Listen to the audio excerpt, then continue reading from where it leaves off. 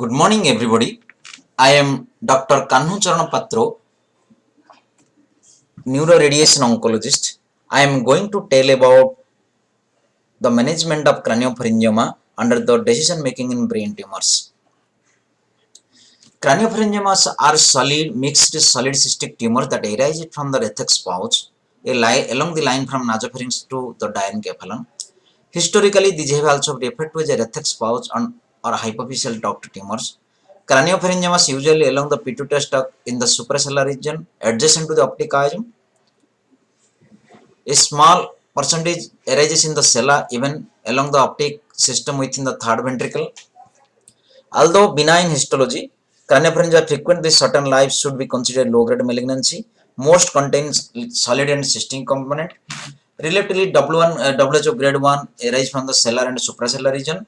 Usually 1 to 5% among the brain tumors occurs along the infundibulum from to the fourth ventricle to the pituitary gland.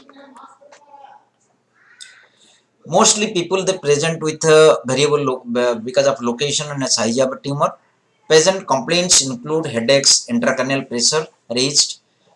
Mostly if there is a big cyst, patient with the visual symptoms. Hormonal imbalance starting from the start chaser, obesity, delayed puberty, decreased libido, amenorrhea, diabetes, and behavioral change. There are two types, adventitious type and papillary type. Adventitious mostly in the children and papillary in the adult. The adventitious consist of epithelial cells that have appearance of reminiscent of the enamel pulp of developing tooth. There may be single, multiple cysts containing cholesterol, giving a fluid appearance called motor oil. Wet keratin nodules are characteristic of histological picture. Calcification usually present. Papillary contradicting with adventitious, it is mostly in the adult. Wet keratin abstent, cysts do form but rare. Calcification is uncommon. So radiology, if you see, it is mostly solid cystic in the adventitious type and papillary type, it is mostly solid. Calcification is common in adventitious type. Cyst is common in adventitious type. Calcification and cyst are mostly not the finding of the papillary. If cyst is big, it can compress the optic chiasm and hypothalamus till the third ventricle. You can see they have peripheral calcification here, and this is solid cystic component. You can see the wall enhancing, and if it is exactly large, you can see it is compressing the third ventricle optic chiasm in both ways. Molecular profile, adventitious type are mostly Wnt pathway signaling activation and harbor CTNNB1 mutations that encoding the B catenin. By contrast, papillary craniopharyngia mostly harbor the BRAF oncogene.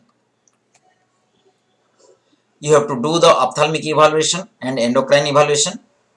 So according to the most algorithms, if it is a good risk factors, that is small tumors more than less than 2 to 4 centimeter, no hydrocephalus, no hypothalamic syndrome, no breach of third ventricle, consider radical surgery. Do an MRI. If it is a complete excision, MRI surveillance, tumor growths for MRI surveillance. If there is a tumor growth, better go for the radiation after the surgery. If the surgery is not possible, then go for radiation. Poor risk factors, usually more than 2 to 4 centimeter, hydrocephalus, hypothalamic syndromes, breach of the third ventricle, consider limited surgery. Do if that is going to be incomplete excision. Young patient, MRI surveillance 6 monthly, and older patient, you consider radiation therapy. Even residual, it is there, better go for radiation. In all good risk factors, if it is less than age 5 years, attempt clinical radical removal, complete removal, you have to do surveillance. If there is a progression, patient beyond 7 years, you consider RT. Incomplete removal, again you have to do surveillance and consider radiation after 7 years. If it is in more than 5 years, limited surgery, consider radiotherapy. These are the various algorithms they have given, and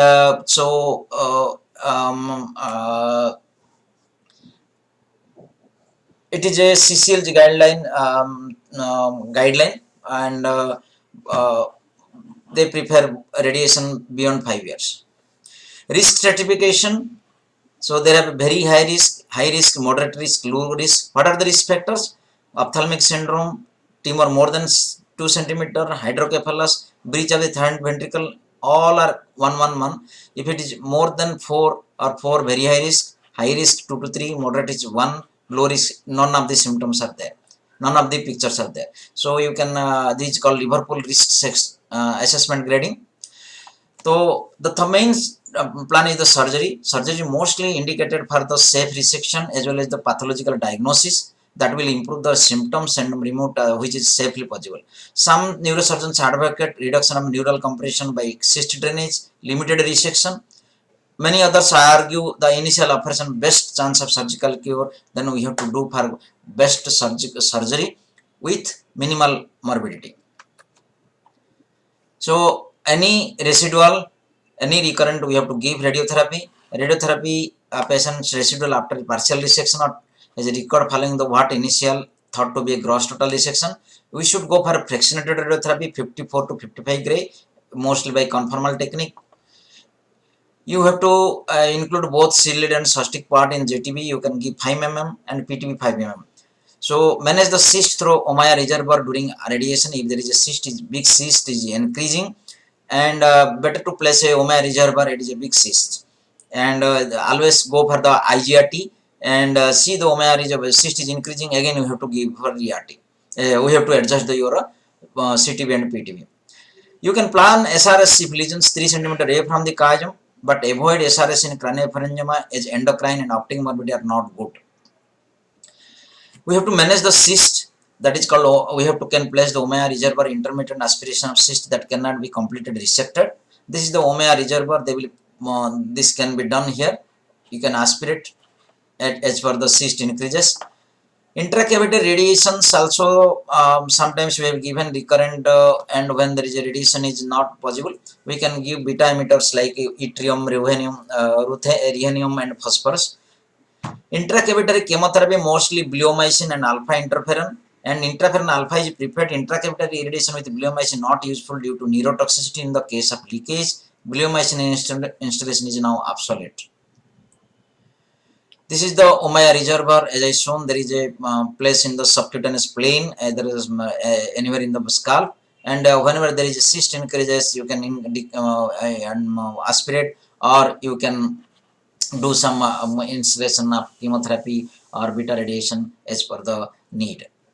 Recurrent disease, the papillary craniopharyngiomas should undergo all tests for BRAF mutation. BRAF inhibitors such as Vemurafenib or with or without MEK inhibitors like Trametinib are the options for patients with progressive and recurrent disease for which additional radiation surgery are not feasible.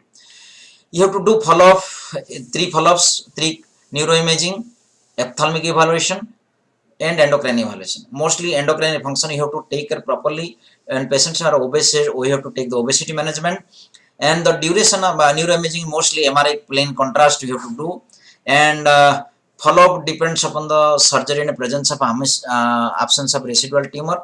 So it's at least 3 to 6 monthly MRI first 2 years, then annually we can do. Thermal assessment of visual function is and visual field is testing post-operatively every 3 months, then annually thereafter. Thank you very much watching for my brain tumor video, and you can like, comment and share my YouTube channel and subscribe so that you can update about the various brain tumor or brain tumor managements. I pray God and you also pray for the patients who are suffering with craniopharyngioma. Thank you very much. We will discuss any other part in the next time.